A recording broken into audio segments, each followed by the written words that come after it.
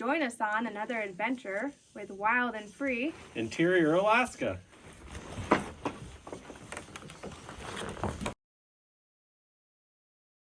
All right, good evening.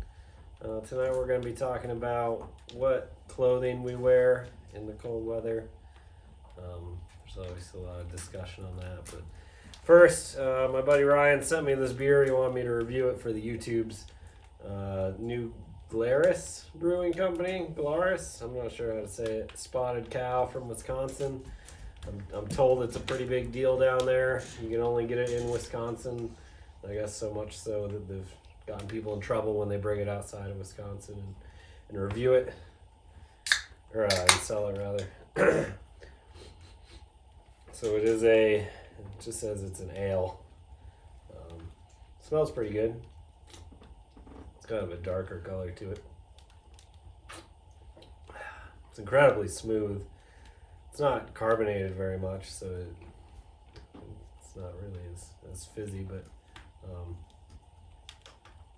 goes down pretty well, and it tastes pretty good. I can see why it's so popular down there. Anyway, time to talk about what we wear in the cold weather. So when we came out this weekend, it was about 5 below, maybe 5-10 mile an hour winds. A little cold for here, but not overly cold. Last night it got down to about 25 below, so decently cold. Not the extreme cold that we get here, but pretty chilly. So we'll show you what we wear. It's not always this. We switch it up sometimes, but this is kind of the go-to. What to remember with what we're going to show you today is we wear this when we're like snow machining out here, cutting firewood around the property and whatever. Ooh, the beer's making me burp.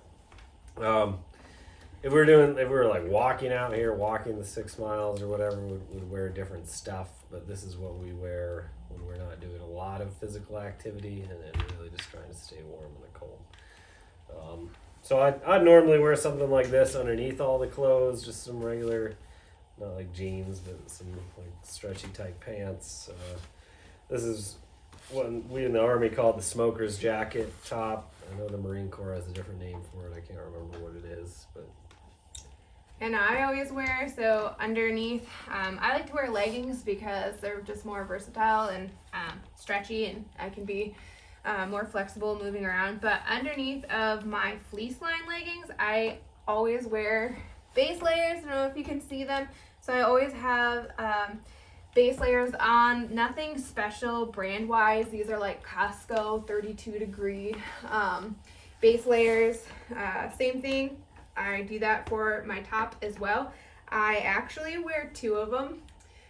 One has more of a cotton material. It's a little bit different brand, but I don't wear that against my skin because if you're sweating, and you can talk more about this, I'll let you take that part away in a moment. I think it's an important thing to remember. So the actual layer that I have against my skin is more of a, I don't know, what do you call this? Synthetic.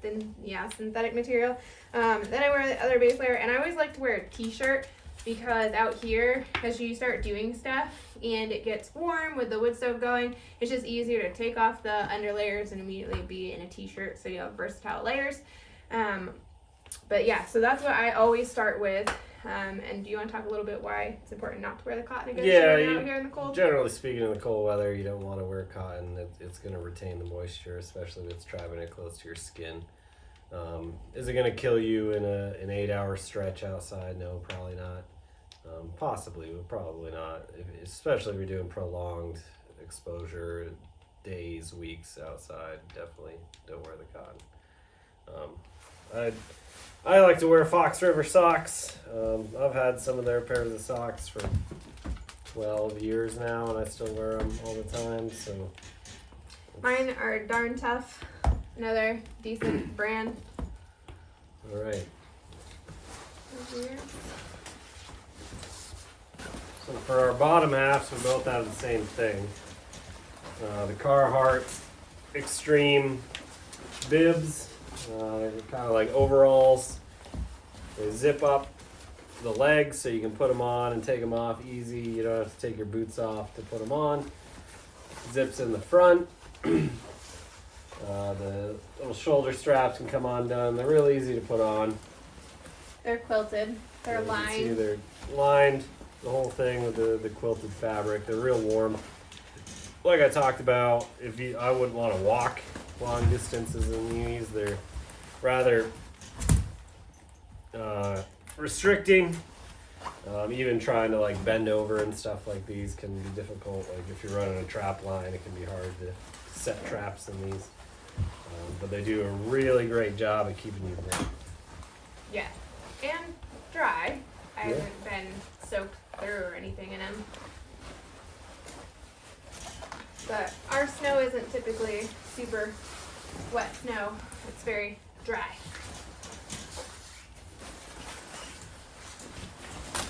Alright, so our jackets, they're a little bit different brands, but very similar. So we got these, what is that store called? The Bennington Coat Factory? We didn't get them. No, that's not where I got mine. Oh, I swear that's where we got in North Let's Carolina.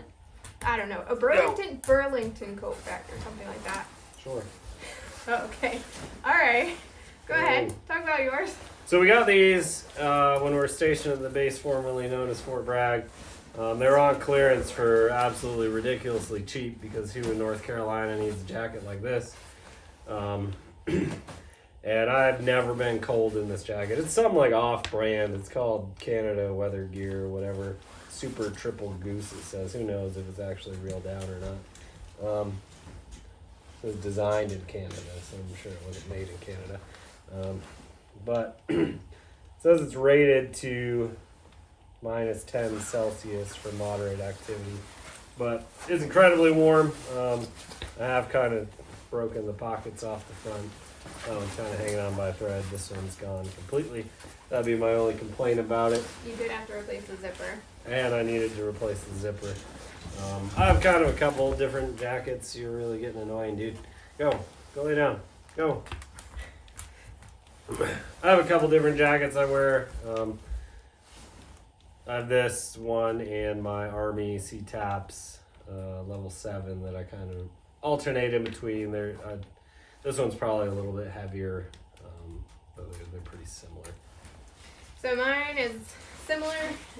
It's not quite as heavy as his, but it's decently heavy. It's a long jacket, which I like when I'm not going to be moving a lot and I'm riding on the snow machine because it covers more of my body.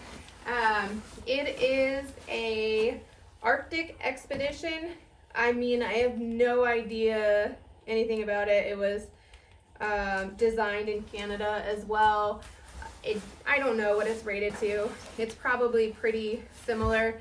Nothing special, just some knockoff jacket. However, it's pretty heavy duty. The fur on the hood, it helps. I mean, it's not real, obviously, but it helps break the wind a lot when it's super windy. This kind of tucks around me pretty well, covers up my face a lot. It's heavy. It's down as well, I guess, of some sort. And likewise, I have different jackets that I wear out here as well, but this is my only primary heavy jacket that I have. Everything else that I wear is a much lighter jacket. But I don't just wear this over top of what you see. I usually wear a sweatshirt underneath as well, or also like a fleece zip-up jacket. I like to make sure that I am plenty warm and can take off layers if I do find myself stuck and needing to walk up the mountain. It's easy for me to just shed layers quickly, wrap them around me, and I like to make sure I'm extra warm, not moving. She definitely gets colder than I do. I really don't even wear base layers or anything until it's 20, 30 below. Above that, I'm not really wearing any of that. If it's above 0, I probably wouldn't even wear this underneath that jacket. But all right. All the little accessories. With the gloves, I like to wear layered gloves. So I wear these kind of thin contact gloves. Initially, these are Head brand from Costco. They're cheap. I also have OR ones, but honestly, I haven't noticed too much of a difference between the Head and the OR, and these are like half the price, if not cheaper. These are OR high camp 3-finger gloves. I have quite a number of different OR mittens. They're my favorite brand of mittens. These ones, this will be their last trip because they got ripped this time out. But these ones aren't the warmest, but they're pretty decent. And that way, when you're out doing stuff and you gotta be warm, you can have these on. You lanyard them to yourself. So you know, if you need something you need fine dexterity to, you can take your mitten off and you still have your light contact glove on. So you're not touching stuff with your bare hands in the cold, and you're not losing this in the snow or to the wind or whatever. It's still attached to you. Same thing. So I use primarily my OR gloves as my base layer glove. I do notice the difference. My hands get extremely cold, so I also have head brand ones from Costco, but that's just something for me that I wear around town if I'm gonna be having contact with something that's cold, or on a day when it's 20 below or colder running in and out of a store. I will tend to wear them. Otherwise, I don't put any gloves on at all in the winter. But I always have them with me in my vehicle just in case. But if we're out and about doing something like this, snow machining out here 6 miles, for me it is the OR. These are, I don't know, wool? Were they wool? I don't know what these ones were. I don't know what they were, but they're a little bit heavier duty. And then likewise, so this is one of his OR mitts. He has so many. I just also use his. I prefer this style. Like I said, my hands get really cold, so these ones are a little bit warmer, having the complete mitt over you. Likewise, you'll lanyard this to you so you don't drop it.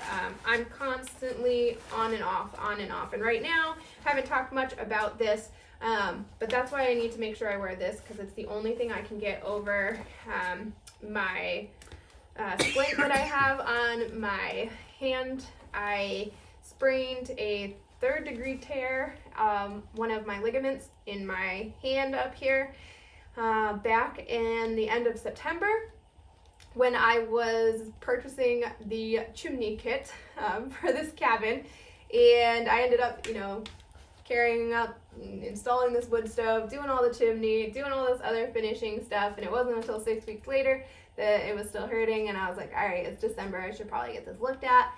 Turns out I have a 3rd-degree tear, which means that I need to be splinted for 6 to 8 weeks, and I'm in physical therapy now to gain back all of my strength and help it heal. It's still not healed, but it hasn't really slowed me down. But if you ever find yourself in a splint and you need something that fits over it, it's these. These are the only ones for me that fit over it, but this is what I wear anyways. On my head, nothing too crazy. Got one of these turtle fur little neck gaiters. Sometimes I have like a thin 509 brand balaclava I'll put on too, or I have an OR brand balaclava too. Then I have a really big head and I have a hard time finding beanies that fit. This isn't any name brand one. I think it's off Amazon, but it is an oversized one, it says on it.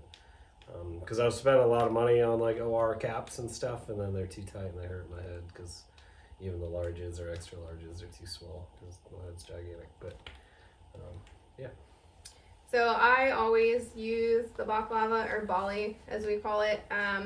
I prefer that because it's easier for me to help tuck in my hair and hold it out of the way before I put my hat on. It's a really big problem I have, is figuring out how to keep my hair back and out of my face, because as it gets up to my face, which does happen, it freezes, and believe it or not, it can get so cold that it will actually break off. Last winter, I had a giant chunk, and when I ripped off my bali and hat because it was frozen, my hair went with it.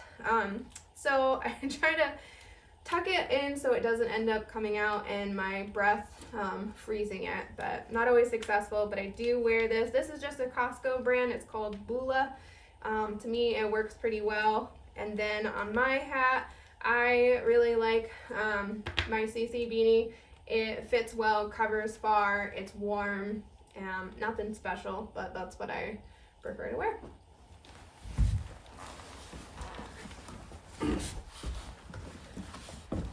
So on our feet, I almost always wear these. The Vapor Barrier boots, or VB boots, or Bunny boots, or Mickey Mouse boots is the nicknames have been called. They've been the Army standard issue here in Alaska for longer than I've been alive.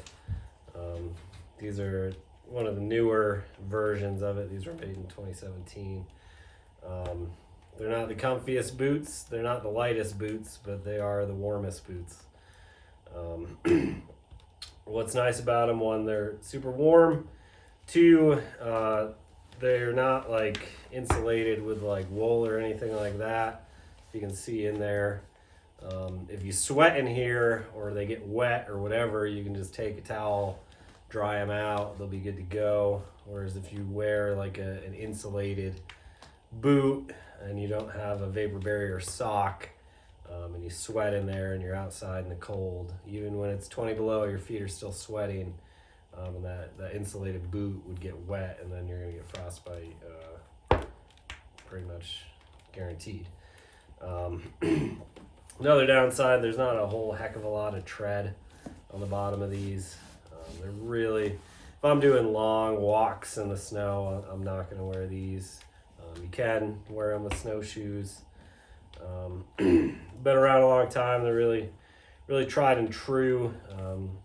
The only thing I ever really have go wrong with them, and sometimes you rip these eyelets out, you'll rip the lace through this piece of rubber here. And because the whole thing is rubber, as they age, they'll kind of dry rot like your tire, and you'll see a bunch of little cracks forming in them and everything else. So mine are different, although I do have a pair of those boots as well, and I was wearing them in the beginning of our winter here for like the first 3 years. I then came across these, and these are Steger Mucklucks. They are made in Minnesota, I believe, and they are, for me, hands down the absolute best boots I have ever worn. So my feet get cold all the time.